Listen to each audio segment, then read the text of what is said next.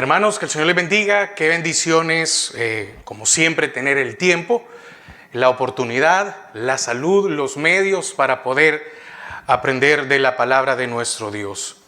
Hemos estado viendo los días jueves los libros históricos, ¿verdad? Y hicimos un alto cuando vimos la caída de Samaria y el cautiverio asirio. Y entonces vimos por qué razón llegó a ese punto y lo estudiamos en las últimas enseñanzas con respecto a las bendiciones, las maldiciones, la revocación del pacto, ¿verdad? Las maldiciones por desobediencia. Entonces, para poder entender qué pasó con Judá, con el reino del sur, porque no fueron invadidos, sino que hay un aproximado entre 140 y 150 años en los que el reino del sur fue invadido. Ahora, la pregunta es, ¿qué pasó? ¿Por qué en el caso de Judá se alargó un poco más el tiempo?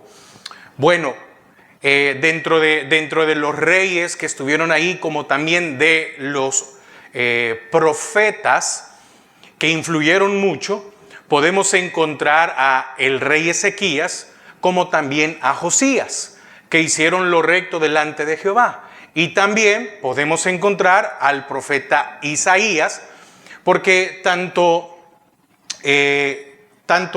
el rey Ezequías, que él era el rey de Judá, cuando el imperio asirio llevó cautivo al reino del norte y estaba el profeta Isaías. Entonces, uno de los reyes que hicieron que el cautiverio por Babilonia se atrasara es el rey Ezequías. Entonces, y ese es el que yo deseo que en esta tarde o noche podamos estudiarlo. Quisiera que por favor me acompañara a Segundo Libro de Reyes 18. Segundo Libro de Reyes 18, vamos a leer del 1 al 8. Dice: en el tercer año de Oseas, hijo de Ela, rey de Israel, comenzó a reinar Ezequías, hijo de Acaz, rey de Judá. Cuando comenzó a reinar, era de 25 años, Ezequías tenía 25 años, y reinó en Jerusalén 29 años. Quiere decir que él vivió hasta los 54 años. Sí, amén, ¿verdad? 25, 55, 29, sí. El nombre de su madre fue Abi, hija de Zacarías. Oiga lo que dice el 3. Hizo lo recto ante los ojos de Jehová, conforme a todas las cosas que había hecho David su padre. Se consideraba que el rey que había hecho lo recto se le ponía como hijo de David su padre. Que es lo mismo creo que pasa con Josías, ¿verdad? Él quitó los lugares altos y quebró las imágenes y cortó los símbolos de acera e hizo pedazos la serpiente de bronce que había hecho Moisés, porque hasta entonces le quemaban incienso los hijos de Israel y la llamó Neshuatán. En Jehová Dios de Israel puso su esperanza, ni después ni antes de él hubo otro como él entre todos los reyes de Judá. Porque siguió a Jehová y no se apartó de él, sino que guardó los mandamientos que Jehová prescribió a Moisés. Y Jehová estaba con él, y a donde quiera que salía, prosperaba. Él se rebeló contra el rey de Asiria y no le sirvió. Hirió también a los filisteos hasta Gaza y sus fronteras, desde las torres de las atalayas hasta la ciudad fortificada. Padre, te damos gracias porque nos permite, Señor, en este momento compartir y aprender. Atamos y sujetamos todo estorbo. Amén. Y fíjate que si seguimos en la lectura, dice en Segundo Libro de Reyes 18:9, en el cuarto año del rey Ezequías, que era el año séptimo de Oseas, hijo de Ela, rey de Israel, Ezequías, rey de Judá, Ela, rey de Israel, subió Salmanasar, rey de los asirios, contra Samaria y la sitió. Y la tomaron al cabo de 3 años. en el año sexto de Ezequías, el cual era el año noveno de Oseas, rey de Israel. Fue tomada Samaria. Y el rey de Asiria llevó cautivo a Israel a Asiria y los puso en Alá, en Abor junto al río Gozán y en las ciudades de los medos. Por cuanto no habían atendido, por cuanto no habían atendido a la voz de Jehová su Dios, sino que habían quebrantado su pacto. Y todas las cosas que Moisés, siervo de Jehová, había mandado, no las habían escuchado ni puesto por obras. En las enseñanzas anteriores, si usted no lo ha escuchado, le recomiendo que escuche las 3 enseñanzas anteriores. Porque ahí está explicado. Antes de entrar, Moisés se los lee.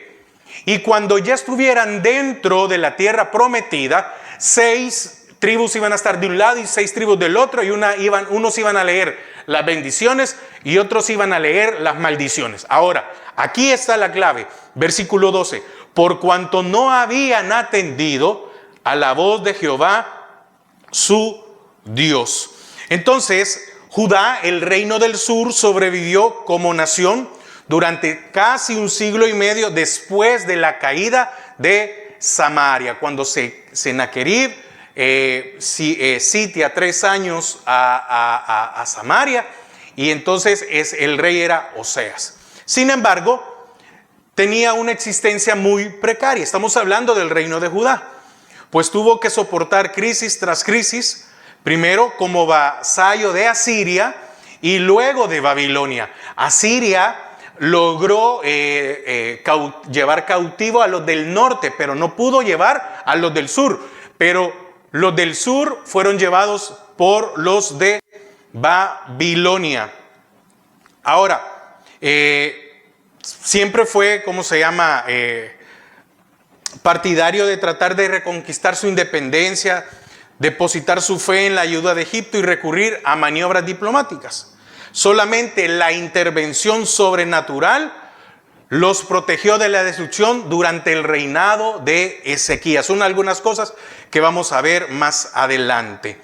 Entonces, Judá mantuvo un gobierno semiautónomo, pero solo 2 de los 8 reyes de este periodo fueron buenos: Ezequías y Josías. Y vale la pena estudiarlos, hermano. Vale la pena entender qué hicieron, pero también que al final el pueblo fue llevado cautivo. Ahora, existen 3 influencias que podrían haber salvado a Judá de la ruina que alcanzó a Samaria, y por esta razón se tardó casi siglo y medio en que fueran destruidos. Primero, el castigo ejemplar que había caído sobre el reino del norte. Lo siguiente fueron las reformas de Ezequías y de Josías. De 8 reyes, solo ellos 2 hicieron lo correcto. Y tercero, la tercera influencia, las exhortaciones de los profetas. Hermano, estos profetas fueron hombres valientes que llegaban a decirle la verdad a los reyes.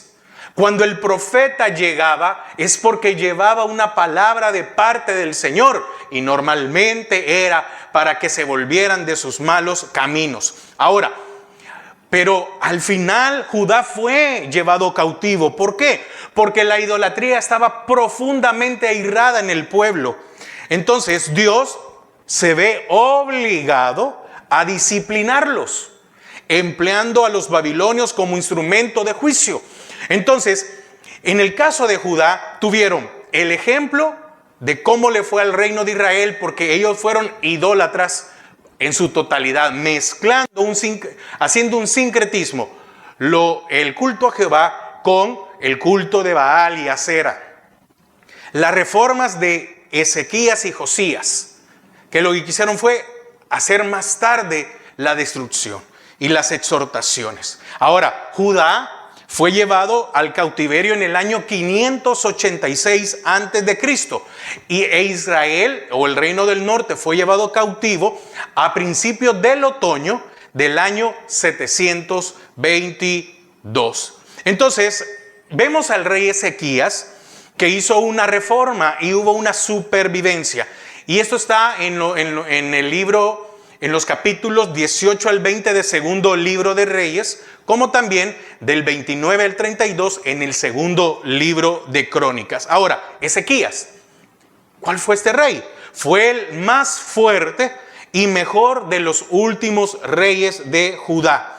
Aunque su padre fue muy perverso y su hijo el peor de los reyes, Ezequías fue un hombre piadoso, resuelto y valiente. Él depositó su confianza en Jehová y decidió llevar a cabo una reforma que restableciera en toda su pureza el culto a Jehová. Su reforma hizo que se salvara sin duda su reino del trágico destino que le sobrevino a Samaria, cuya caída tuvo lugar durante su reinado. Entonces, qué interesante es esto. Ezequías vio cómo Israel o la ciudad de Samaria fue destruida e invadida y destruida y llevado cautivo por Asiria. Hubiera sido negligente de su parte en el rey Ezequías haber visto todo eso y seguir, ¿verdad?, en esto, sino que al contrario. Los 3 secretos del éxito de Ezequías fueron que hacía caso a su gran consejero, que fue el profeta Isaías. Mire qué privilegio tuvo Ezequías de no solo que fuera el profeta, sino que el profeta Isaías era el consejero que se decidió a hacer un pacto con Jehová. Esto está en segundo libro de Crónicas 29:10. Ahora pues yo he determinado hacer pacto con Jehová, el Dios de Israel, para que se aparte de nosotros el ardor de su ira. Y que comenzó inmediatamente su obra de reforma. Ahora, las reformas de Ezequías. Esto está en segundo libro de Reyes 18, del 1 al 7, y también en segundo libro de Crónicas, capítulos 29 al 31. Ahora, Ezequías empezó su reforma en el primer año de su reinado. No esperó más tiempo, sino que entendió. Mire, qué importante es tener a un buen consejero para aquel que está en una posición de autoridad. El profeta Isaías fue el consejero de este hombre.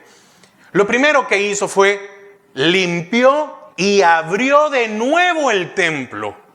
Oiga, limpiar y abrir. Entonces entendemos que el templo estaba cerrado y sucio, porque se había acumulado mucha basura e inmundicia en el templo y en todas las partes de él, como consecuencia del desprecio y descuido en que había caído aquel lugar sagrado por parte del rey Acaz durante los últimos años de su vida.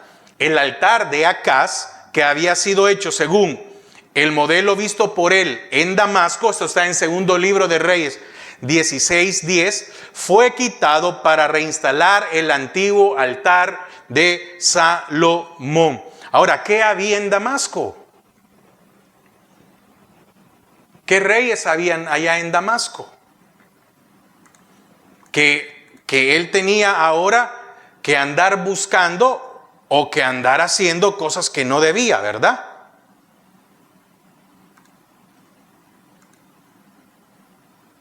Porque fue perverso.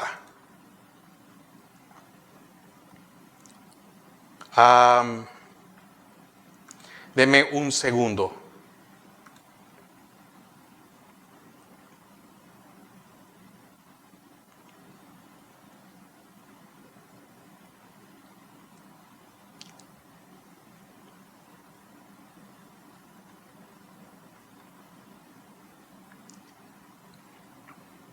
Quería encontrar un dato. Bueno, sigamos.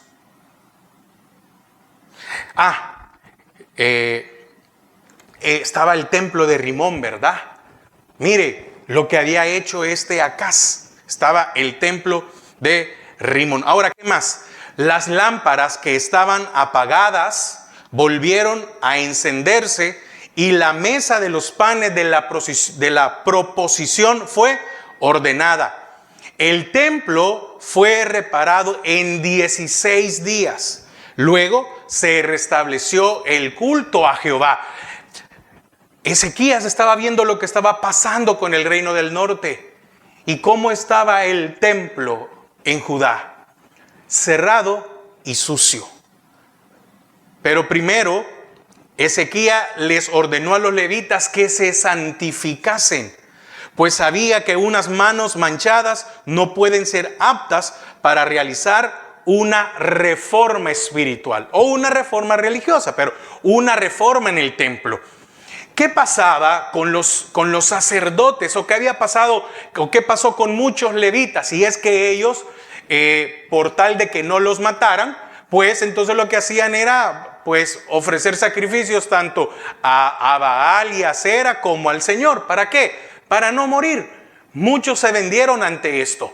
Entonces cuando llega Ezequías y ve todo esto, dice, bueno, ¿quiénes tienen que limpiar el templo?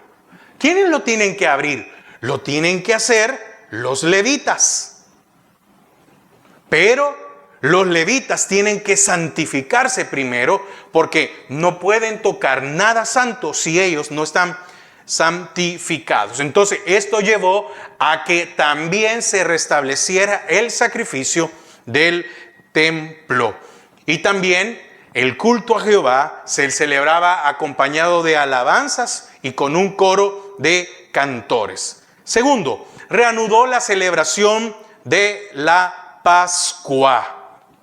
Y también invitó al remanente que había quedado en la tierra del reino del norte, o donde el reino del norte había desaparecido. Entonces aquellos que se habían quedado allá en la parte de Israel, al norte, les dijo, miren, vénganse. Ustedes somos un pueblo, somos el mismo pueblo. Entonces muchos israelitas se burlaron de los mensajeros que Ezequías había mandado. Y otros decidieron volver y poder adorar a Jehová. ¿Qué estaba tratando de hacer Ezequías? Él intentó terminar con esta división religiosa, invitando a todos los hebreos, porque los hebreos eran tanto los del norte como los del sur, todos los hebreos a participar de la fiesta de la Pascua. Tercero, eliminó la idolatría en Judá. Tenía un celo muy grande este hombre. Entonces hizo que el pueblo rompiera los ídolos y los altares que Acaz había erigido.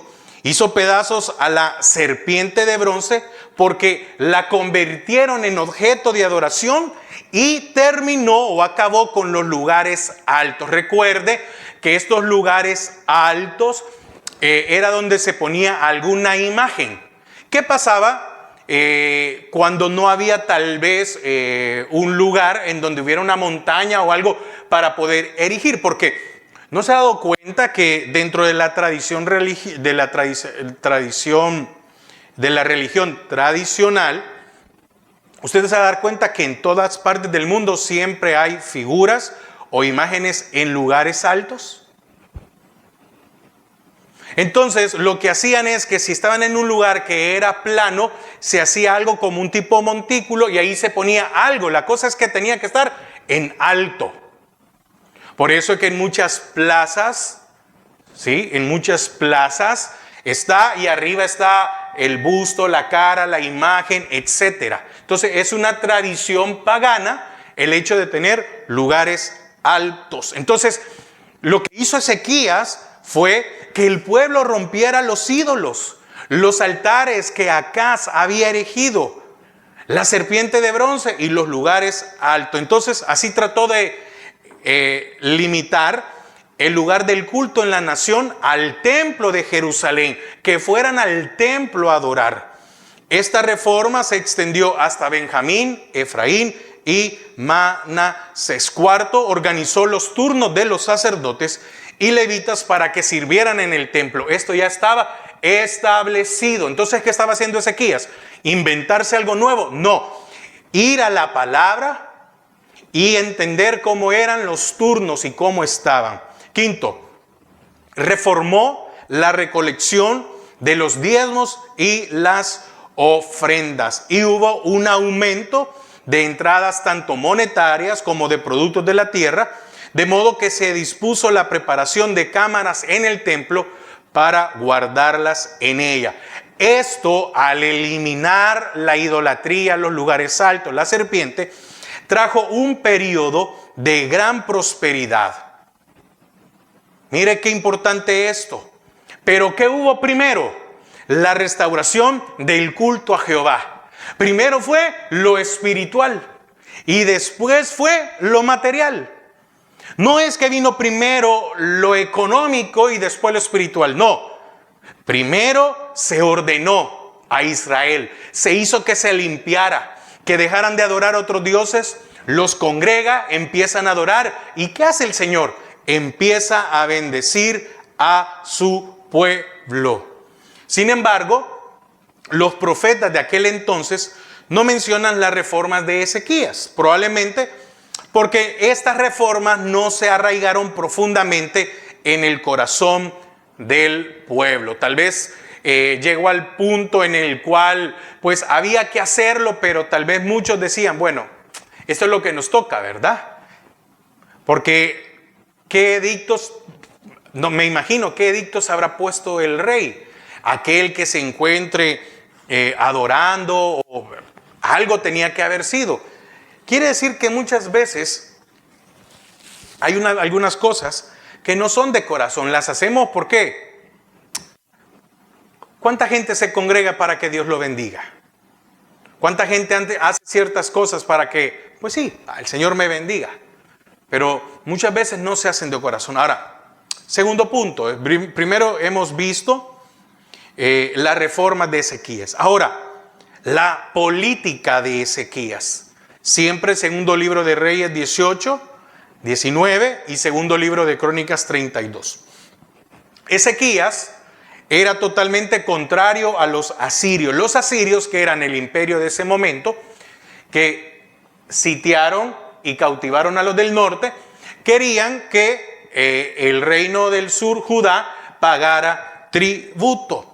Pero fíjese que Ezequías tuvo la sabiduría de no rebelarse contra Siria durante el reinado del poderoso rey asirio Sargón. Lo que hizo fue ir realizando preparativos necesarios para la guerra. Reedificó las murallas que defendían la ciudad de Jerusalén. Organizó muy bien al ejército y lo equipó con las armas necesarias. E hizo un túnel de 540 metros en la roca maciza desde la fuente de Gigón hasta el estanque de Siloé. Y esto era para llevar agua a la ciudad en tiempos de sitio. Quiere decir que si Asiria quería sitiar ahora Jerusalén, ¿cuál era el propósito de sitiar? Bueno, que se les acabara el agua y que se les acabara los animales y la comida. Entonces él no se rebeló en primer momento, sino que lo que hace es un túnel para que, aunque ellos fueran sitiados, había un túnel de 540 metros. Ahora, ¿quién le dio esta sabiduría a este hombre? El Señor. ¿A quién tenía de consejero? A Isaías. Y cuando se quiere hacer lo correcto, lo bueno, el Señor siempre es el que da las ideas. Entonces, en caso de que fuera sitiada la ciudad, ellos iban a mantenerse con agua. Y si se mantenían con agua, se iban a mantener ellos, los animales, y aún si sembraban y tenían comida interno. Tapó las fuentes cercanas a Jerusalén para que el enemigo no tuviera agua. Entonces todos los pozos que estaban alrededor o cerca de Jerusalén los tapó. Y entonces ellos se desesperaron porque no tenían agua. pero el agua de ellos venía a 540 metros. Entonces, fíjese que en 1880 fue descubierto este túnel por un joven árabe y ha sido hasta el día de hoy una atracción turística. Y hay una inscripción en hebreo antiguo sobre la pared que dice: fin de la perforación, y esta es la historia de la perforación. Mientras todavía los excavadores manejaban sus picos uno contra otro, todavía faltaban 3 codos por demoler, y se oyó la voz de uno que gritaba al otro que había una apertura en la roca de la derecha y de la izquierda. Y el día de la perforación golpearon los excavadores uno en dirección del otro, pico contra pico, y salieron las aguas en un chorro al estanque. Mire qué increíble, ¿verdad? Ahora, pues esto es todo lo que el Señor hace, ¿verdad? Entonces, ahora, cuando el rey de Asiria, del imperio, Sargón, fallece en el 705 a.C., hubieron entonces muchas revoluciones dentro del imperio asirio. Y a pesar de los consejos, porque aquí vamos a tocar algunos puntos, pero a pesar de los consejos de Isaías, que está registrado en Isaías 31 del 1 al 9, Ezequías se alió con Egipto y trató de quitarse el yugo que tenía de Asiria. Y esto le costó mucho al reino de Judá. ¿Por qué? Porque Asiria invadió a Canaán en el año 701 y devastó grandemente a Judá. Entonces, en un prisma de barro descubierto por los arqueólogos, Senaquerib, rey de Asiria, se jacta de haber tomado en Judá 46 ciudades fortificadas, 200,000 cautivos, y haber encerrado a Ezequías como pájaro enjaulado en Jerusalén. Y fíjese que Isaías describió la desolación así. Esto está en Isaías 1 del 7 al 9. Vuestra tierra está destruida, vuestras ciudades puestas a fuego, vuestra tierra delante de vosotras comida por extranjeros y asolada como asolamiento de extraños. Si Jehová no nos hubiese dejado un resto pequeño, como Sodoma fuéramos y semejantes a Gomorra. Amén. Entonces, el tercer punto que vamos a ver es la fe de Ezequías. Ahora, todo sucedió como lo había predicho Isaías. Y esto está en el capítulo 33 de Isaías. Por favor, léalo. Senaquerib quebrantó su promesa enviando un nuevo ejército contra Judá.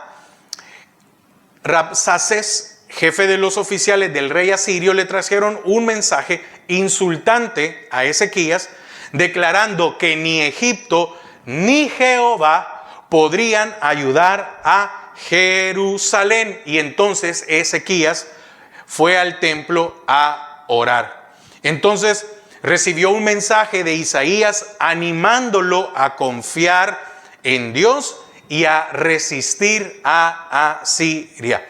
Ahora, ¿es confiar en Jehová insensatez o sabiduría? Isaías trató lo más posible de inspirar a sus compatriotas respecto a la confianza de Jehová únicamente. Y ahora había llegado el momento crítico que ponía a prueba su consejo. Isaías le dijo: no tenemos que buscar, o no tienes que buscar más aliado. Y Ezequías fue y buscó o hizo alianza con Egipto. Por una parte estaba Senaquerib con sus ejércitos victoriosos. Estaba seguro de aplastar a este rey indefenso y a su pequeña ciudad de la colina. Y por la otra, no existía más que la palabra del profeta. Pero ¿quién respaldaba al profeta? Jehová. ¿Qué era más poderoso? un hombre apoyado por Dios era más fuerte que Sennacherib y que todos sus ejércitos, todos sus mercenarios. Entonces, Dios honró la fe del rey. Sennacherib recibió noticias de un levantamiento en otras partes del imperio y tuvo que enviar su ejército allí. ¿Por qué? Porque su imperio se estaba quebrando en cierta manera, se estaban teniendo revueltas. Y entonces, cuando Ezequías decide confiar en el Señor, mire qué vergüenza, porque le manda a decir Sennacherib, ni Egipto ni Jehová. Yo creo que a mí me hubiera dado vergüenza recibir esto y decir, es cierto, ¿cómo es posible que esté confiando en Egipto? Porque era traicionero. Y Judá podía ser leal, pero Egipto era traicionero. Mientras le convenía, lo iba a apoyar. ¿Por qué? Porque estaban cansados también de que los asirios los acecharan.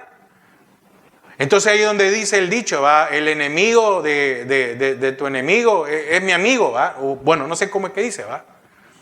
Entonces, como aquel es tu enemigo y es mi enemigo, aunque tú y yo somos enemigos, pero como aquel es más fuerte, entonces hagámonos amigos y ahora tenemos un enemigo en común.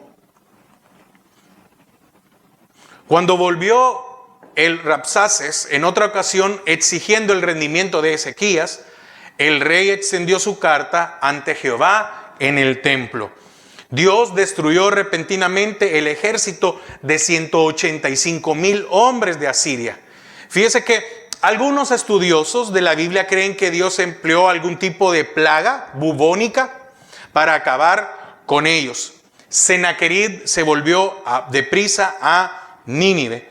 Después Sennacherib fue asesinado por sus propios hijos. Entonces la derrota mediante la intervención divina no fue descrita en los registros de Asiria, pues los reyes asirios nunca relataban sus fracasos. Lo mismo sucede con Egipto.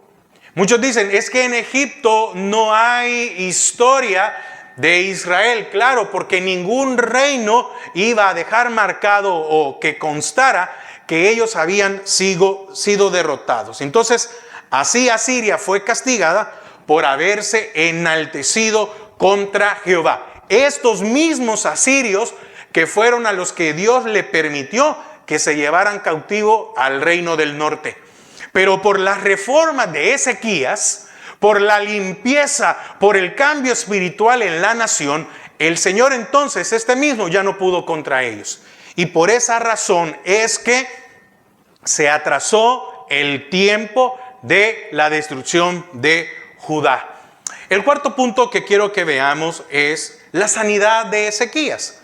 Acompáñeme a Segundo Libro de Reyes 20, por favor.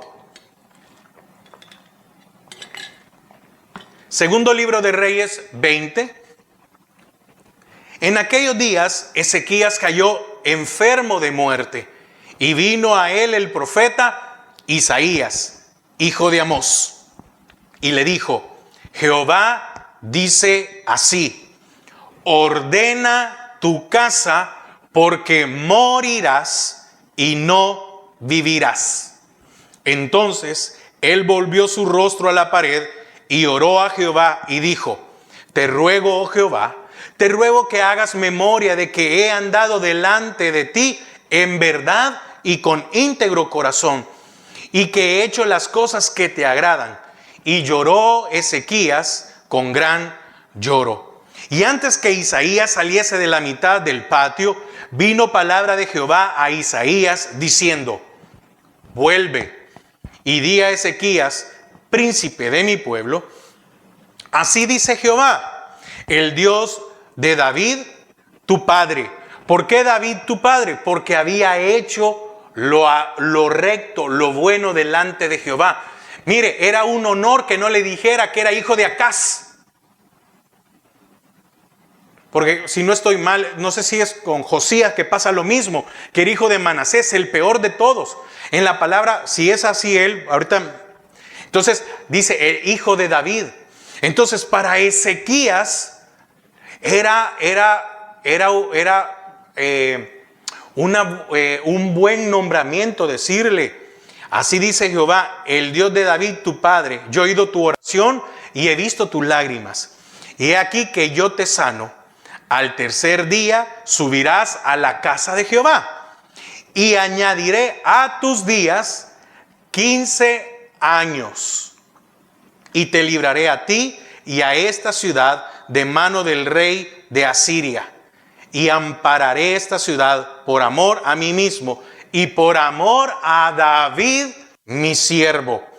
Y dijo Isaías, tomad masa de higos, y tomándola la pusieron sobre la llaga y sanó. Y Ezequías había dicho a Isaías, ¿qué señal tendré de que Jehová me sanará y que subiré a la casa de Jehová el tercer día?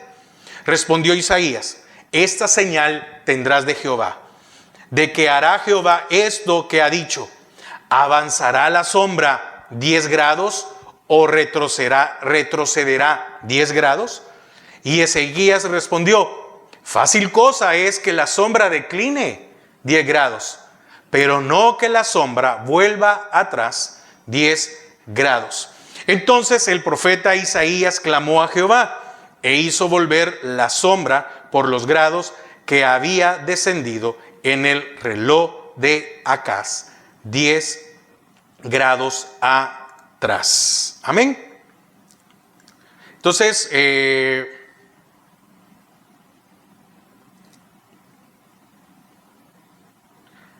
fíjese que hay algo que me interesa, tal vez haciendo números, porque Ezequías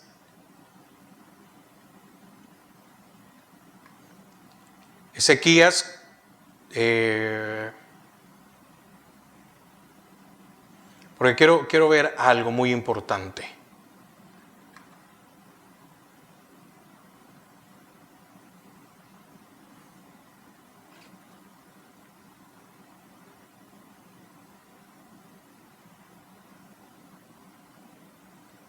Está en la lectura, perdón. Quería buscarle algo, pero estaba en las anotaciones. Oiga, dice, segundo libro de Reyes 18:2. Cuando comenzó a reinar era de 25 años y reinó en Jerusalén 29 años. Entonces significa que comenzó a los 25. Y si reinó 29 años, entonces esto quiere decir que él murió a los 54 años. Amén. Amén. 54 años. Ahora, cuando viene la enfermedad, que es lo que acabamos de leer, en segundo libro de Reyes 20, viene la enfermedad en donde el Señor le dice, en el 1, en aquellos días Ezequías cayó enfermo de muerte y vino a él el profeta Isaías, hijo de Amós, y le dijo, Jehová dice así, ordena tu casa porque morirás y no vivirás. Entonces a estos 54 años le quitamos 15, significa que esta enfermedad de muerte, aproximadamente Ezequías tenía 39 años. Estaba muy joven. 39 años. Y a los 39 años el Señor le manda a decir, mira, ordena tu casa, porque morirás. ¿Qué era lo importante de ordenar su casa? ¿Por qué era necesario ordenar su casa? ¿Qué cosas pasaban en su hogar? Porque leyendo en el 20, oiga lo que dice el 20:20 de segundo libro de Reyes. Los demás hechos de Ezequías y todo su poderío y cómo hizo el estanque y el conducto y metió las aguas en la ciudad, ¿no está escrito en el libro de las crónicas de los reyes de Judá? Y durmió Ezequías con sus padres y reinó en su lugar Manasés su hijo. Manasés su hijo, el peor rey de Israel. Las reformas que él había hecho Las reformas que él había hecho, su hijo vino a hacer todo lo contrario, porque es el peor rey de Judá, de Judá, no de Israel, de Judá. Fue el peor rey de Judá. ¿Qué cosas tenía que haber hecho Ezequías como padre? Y no las hizo. Porque en la porción dice, ordena, segundo libro de Reyes 21, ordena tu casa porque morirás y no vivirás. Ordena tu casa. Y entonces cuando leemos en el del versículo, en segundo libro de Reyes 20, del 12, en aquel tiempo Merodach Baladán, hijo de Baladán, rey de Babilonia, envió mensajeros con cartas y presentes a Ezequías, porque había oído que Ezequías había caído enfermo. Y Ezequías los oyó y les mostró toda la casa de sus tesoros, plata, oro y especias, y ungüentos preciosos, y la casa de sus armas, y todo lo que había en sus tesoros. Ninguna cosa quedó de Ezequías, ninguna cosa quedó que Ezequías no les mostrase. Así en su casa como en todos sus dominios. A los babilonios les enseñó todo. Entonces el profeta Isaías vino al rey Ezequías y le dijo: ¿qué dijeron aquellos varones? ¿Y de dónde vinieron a ti? Allí, después de que el Señor le había dado más días a Ezequías, ya no le consultó a Isaías. Y Ezequías le respondió: de lejanas tierras han venido, de Babilonia. Y le volvió a decir: es que no me contestaste, Ezequías, lo que te pregunté. ¿Qué vieron en tu casa? Y Ezequías respondió: vieron todo lo que había en mi casa, nada quedó en mis tesoros que no le mostrase. Entonces Isaías dijo a Ezequías: oye palabra de Jehová. He aquí vienen días en que todo lo que esté en tu casa y todo lo que tus padres han atesorado hasta hoy será llevado a Babilonia sin quedar nada, dijo Jehová. Y de tus hijos saldrán de ti que habrás engendrado, tomarán y serán eunucos en el palacio del rey de Babilonia. Entonces Ezequías dijo a Isaías: la palabra de Jehová que has hablado es buena. Después dijo: habrá al menos paz y seguridad en mis días. Mire, en Ezequías había orgullo. Pero volvamos a esto. Ezequías, ordena tu casa. Y tuvo 15 años y no ordenó su casa, no ordenó su vida. El orgullo pudo más. Los de Babilonia, una nación fuerte, me quieren ver, vengan. Y les enseñó todo lo que tenían. ¿Y de quién era todo lo que tenían? De Jehová. No era de Ezequías. Ordena tu casa. Fíjese, el milagro del reloj solar consistió en que la sombra del sol retrocedió, pero no existen indicios de que el día se haya prolongado. Ahora, podemos pensar que la sanidad de Ezequías no era voluntad directa de Dios, porque al final trajo lamentables consecuencias.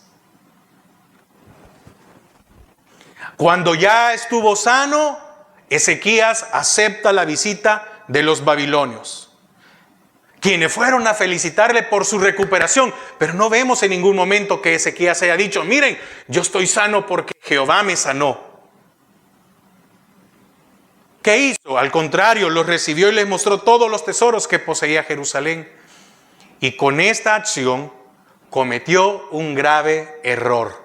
Esto despertó la codicia de Babilonia y esto estimuló para que fuera para invadir Judá años después. Además, Ezequías engendró a Manasés, su malvado sucesor, después de ser sanado. Y quiero terminar con esto. Segundo libro de Crónicas 32:24. En aquel tiempo Ezequías se enfermó de muerte y oró a Jehová quien le respondió y le dio una señal. Esto está en Crónicas, ¿verdad? Segundo libro de Crónicas 32, 25. Mas Ezequías no correspondió al bien que le había sido hecho, sino que se enalteció su corazón y vino la ira contra él y contra Judá y Jerusalén. 26 para terminar. Pero Ezequías, después de haberse enaltecido su corazón, se humilló él y los moradores de Jerusalén, y no vino sobre ellos la ira de Jehová en los días de Ezequías. Al final dijo Ezequías: bueno, yo voy a vivir tranquilo, pero Ezequías y tus hijos, no importa. Por lo menos mientras yo viva, va a haber paz. Hay después que tengan ellos problemas. Entonces, quiero terminar con esto. ¿Cuál es la reflexión que podemos entender? Más vale aceptar la voluntad manifiesta de Dios, porque de nada sirve ser librado momentáneamente para luego ser la causa de la destrucción y del desastre para otros. Repito, más vale aceptar la voluntad manifiesta de Dios. ¿Cuál era la voluntad manifiesta de Dios? Ordena tu casa, porque morirás. Y cuando el Señor lo sanó, él se volvió orgulloso. Y en ese orgullo engendró a Manasés, el peor rey que tuvo Judá. Entonces, repito otra vez y con esto termino. Más vale aceptar la voluntad manifiesta de Dios, porque de nada sirve ser librado momentáneamente para luego ser la causa de la destrucción y del desastre para otros. Amén. Espero que el Señor nos haya hablado con el ejemplo de Ezequías. Y deberíamos y debemos prepararnos, ordenar nuestra casa. Debemos de ordenar nuestra casa. Amén. Padre, te damos gracias a esta hora. Gracias porque nos has permitido una vez más poder aprender y estudiar de tu palabra. Gracias, Padre, en el nombre de Jesús. Amén y amén. Que el Señor les bendiga, hermanos. Pasen una feliz noche.